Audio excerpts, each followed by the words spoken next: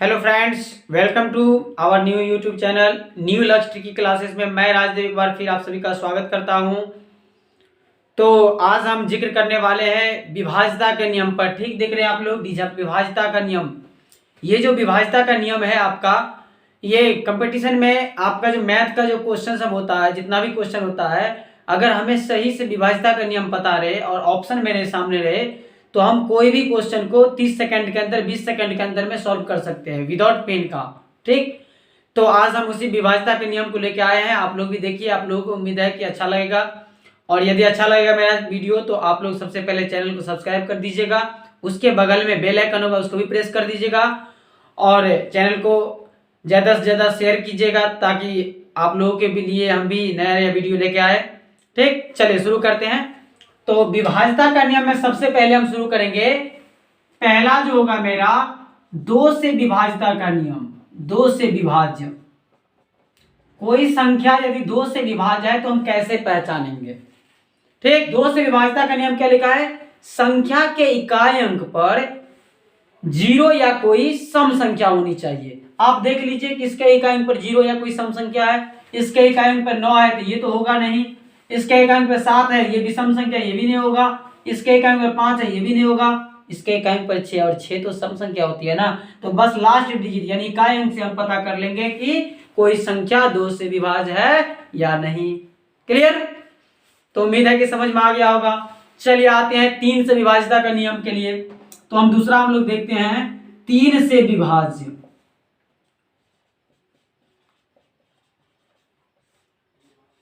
तीन से विभाज्यता का नियम का रूल क्या कहता है, इसका नियम है संख्या के सभी अंकों का योग, संख्या के सभी अंकों का योग 3 का गुणज होना चाहिए।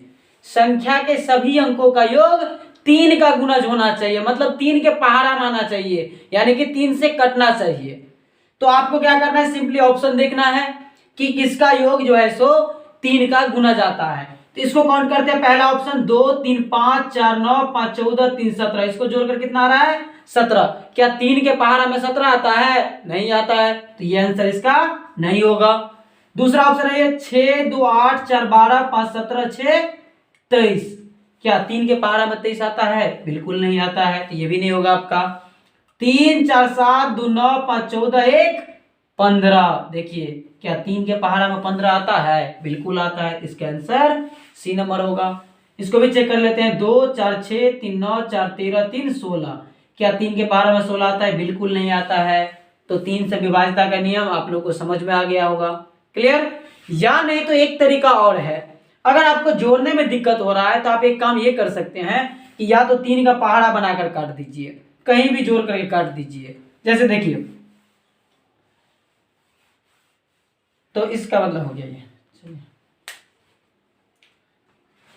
अब हम आगे देखेंगे, चार रहा आपका 4 से विभाज्य का नियम। 4 से विभाज्य का नियम क्या कहता है, संख्या के अंतिम दो अंक, संख्या के अंतिम दो अंक 4 से पूरा पूरा विभाजित होना चाहिए। इसका मतलब ये हुआ, मेरा जो भी ऑप्शन है उसे हमें इस लेटर सबसे कोई पहले वाला नंबर से कोई मतलब नहीं है, हमें सिर्फ लास्ट के 2 डिजिट को देखना है, यानी कि लास्ट के 2 अंक को देखना। अगर लास्ट के 2 अंक अगर 4 से विभाजित है तो वो पूरा डिजिट विभाजित है 4 से, यानी वो संख्या विभाजित है 4 से। तो पहला ऑप्शन में देखिए, अंतिम 2 अंक सबका देखिए सिर्फ और सिर्फ, कौन आपको 4 से विभाजित लग रहा है? क्या ये 4 से विभाजित है? नहीं, 2 से विभाजित है, 4 से विभाजित नहीं है। दूसरा में ये भी नहीं है। तीसरा में 38 2 से विभाजित 4 से नहीं है। ये 56 14 चौका 56 होता है, ये 4 से विभाजित है। तो अब आप लोग गुना करना भूल जाओगे, आप क्वेश्चन को सोल्व करना भूल जाओगे, आप क्वेश्चन का ऑप्शन देख करके आंसर दे सकते हो विदाउट पेन से। ठीक, तो ये आपका हो गया 4 से विभाज्यता का नियम। सिर्फ अंतिम का 2 अंक देखना है और आंसर टिक करके निकलना है। क्लियर? और आगे हम जो आप लोगों को क्वेश्चन बताएंगे मैथ का, जब हम बड़े बोर्ड पे करेंगे तो वहां पे आप लोगों को हम ऑप्शन बेस्ड जो क्वेश्चन करवाएंगे उसमें पेन का जरूरत नहीं करना है, क्वेश्चन देखना है, सेट करना है, इसके बाद डायरेक्ट आंसर, कटने वाला सिस्टम नहीं रहेगा। ठीक, चलिए इसके बाद एक और है आपका, आगे देखते हैं 5 से विभाज्य। 5 से विभाज्य का क्या नियम है, आप लोग खुद समझ गए होंगे कि संख्या के जिस संख्या के इकाई अंक पर 0 या 5 होगा वही संख्या 5 से कटेगा। इसके इकाई पर नहीं है, इसके इकाई पर नहीं है, इसके इकाई पर नहीं है, इसके इकाई पर 0 है, तो ये संख्या 5 से पूरा पूरा विभाजित है। क्लियर? तो 5 से विभाजिता का नियम हो गया। क्लियर? चलिए, इसके बाद अब हम देखेंगे 6 से विभाजिता का नियम। ठीक, 6 से तो करना नहीं है, छोड़ दीजिए, क्योंकि 6 से क्या कीजिएगा, 2 और 3 से जो कटेगा वो संख्या 6 से कटे। आगे हम लोग देखेंगे 7 से विभाज्य का नियम। ये रहा आपका 7 से विभाजिता का नियम। ये थोड़ा डिफिकल्ट है, 7 से विभाजिता का नियम। देख लीजिए, दिया गया है संख्या के इकाई अंक को दोगुना करके, संख्या के इकाई अंक को दोगुना करके शेष बची हुई संख्या से घटाने पर 7 का कोई गुणज प्राप्त होनी चाहिए, तो वो संख्या 7 से पूरा पूरा विभाजित होगा। तो हम क्या करेंगे, देखिए सबसे पहली बात इकाई अंक सबका देख लेते हैं। इसका इकाई अंक ये कितना है, 635। इसका इकाई अंक कितना है, यहीं पे रहने दिए, 635 यहाँ पे है। इसका इकाई अंक 5 है, 5 को दोगुना करेंगे तो कितना होगा, 10। अगर हम शेष बच गया कितना, इसको हटा देना है, 63 बच गया। 63 में से 10 घटाएंगे तो कितना बचेगा, 53। क्या 7 के 12 में 53 आता है, तो ये आंसर नहीं होगा, नहीं आता है। इसमें भी वही 2 को हम क्या करेंगे, दोगुना करेंगे तो कितना होगा, 4। और 43 में से यदि हम 4 घटा दिए तो कितना बच गया, 39। क्या 7 के 12 में 39 आता है, बिल्कुल नहीं, तो ये आंसर नहीं होगा। इसमें देखिए 343 है तो ये 34 हो गया, और इसका 3 दूना 6, 3 गुने 2 घटा दिए इसमें से 6, तो कितना हो गया, 28। क्या 7 के 12 में 28 आता है, बिल्कुल आता है, आपका ये आंसर है। आप ये भी चेक कर लीजिए, ये 8 दूना 16 और 52 में से 16 घटा दीजिए तो कितना बच जाएगा, 36। क्या 7 के 12 में 36 आता है, बिल्कुल नहीं, तो आपका आंसर सी नंबर ऑप्शन है। ये थोड़ा सा डिफिकल्ट है, ठीक, ये लेकिन ये रूल आपको कहीं बुक में नहीं मिलेगा। ठीक, तो ये था आपका 7 का रूल।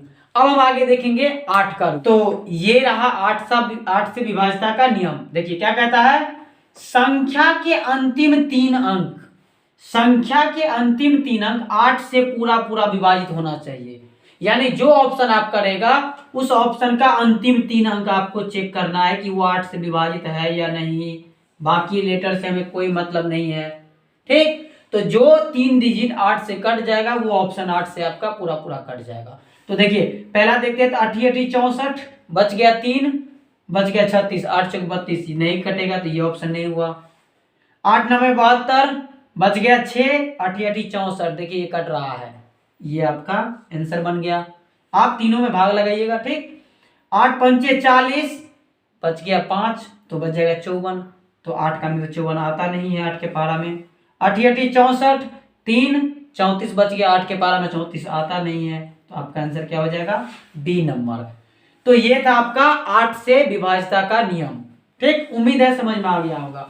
ये विभाजिता का नियम कितना इंपॉर्टेंट है अभी आपको समझ में नहीं आता होगा, जब हम इसके ऊपर क्वेश्चन करेंगे बुक से, असाइनमेंट से, तब आपको पूरा क्लियर होगा कि ये कितना इंपॉर्टेंट है ये। ठीक, अब हम देखते हैं आगे 9 का और 11 का, 2 बचा हुआ है, 9 और 11 का। 9 से विभाजिता का नियम, 9 से विभाजिता का नियम थोड़ा थोड़ा आपको सेम कॉपी दिखेगा 3 से विभाजिता का नियम का।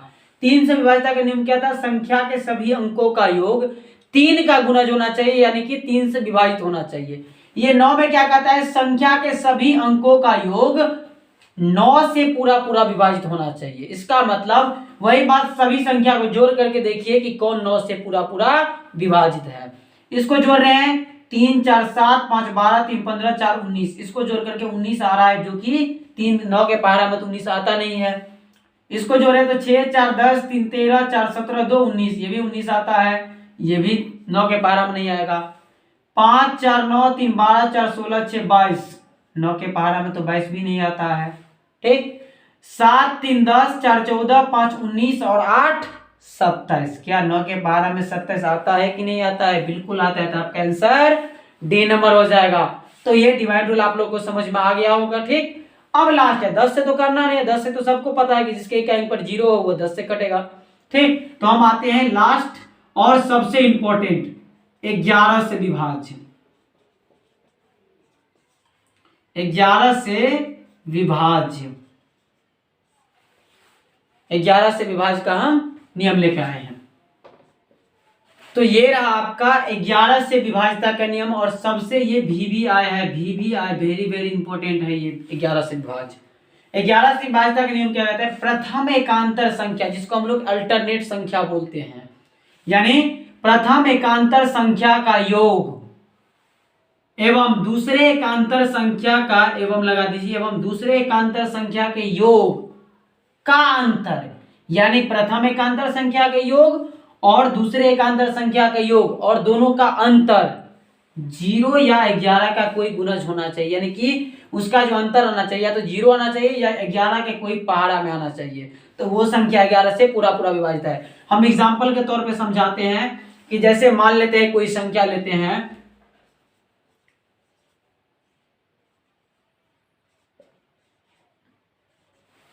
देखिए अब क्या ये संख्या 11 से विभाज्य है या नहीं है, कैसे पता करेंगे? तो क्या है, प्रथम एकांतर यानी कि फर्स्ट आपका क्या करना है, प्रथम अल्टरनेट संख्या, यानी कि एक को छोड़ करके, तो 3 ले लिए, 2 छोड़ दिए, 3 5 8, 3 11 हो गया, तो हम एक साइड में लिख लिए, इसका योग कितना हो गया 11। दूसरा 2 7 9 9 4 13, देखिए ये हुआ प्रथम अल्टरनेट और ये हुआ सेकेंड अल्टरनेट यानी दूसरा अल्टरनेट। 11 का 13 से दोनों का अंतर घटाएंगे तो 2 का आ जाएगा, जबकि हम क्या बोले हैं कि अंतर 0 या 11 होना चाहिए, तभी आपका 11 से पूरा पूरा विभाजित होगा।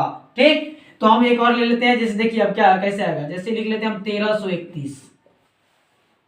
ठीक, अब देखिए इसका एग्जाम्पल की बात करें तो 3 1 4, इसका प्रथम एकांतर संख्या 4 हो गया योग, दूसरा एकांतर 3 1 4 और 4 में से 4 जाएगा तो 0, इसका मतलब ये संख्या 11 से विभाज्य है। क्लियर? तो उम्मीद है कि आप लोगों को ये वीडियो अच्छा लगा होगा, ये जो गुना विभाज्यता का नियम है वो अच्छा लगा होगा, आप लोगों को समझ में आ गया होगा। ठीक, तो आप लोगों से एक ही रिक्वेस्ट है कि अगर मेरा ये वीडियो अच्छा लगे तो चैनल को सबसे पहले सब्सक्राइब कर दीजिएगा, लाइक कीजिएगा, शेयर कीजिएगा और उसके बगल में प्रेस बेल आइकन होगा उसको प्रेस कीजिएगा। ठीक, ताकि हम आप लोगों के लिए नया से नया वीडियो अच्छा शॉर्ट टिप्स के साथ लेके आए। धन्यवाद। मैं राजदेव आज का क्लास यहीं पे खत्म करता हूँ। धन्यवाद।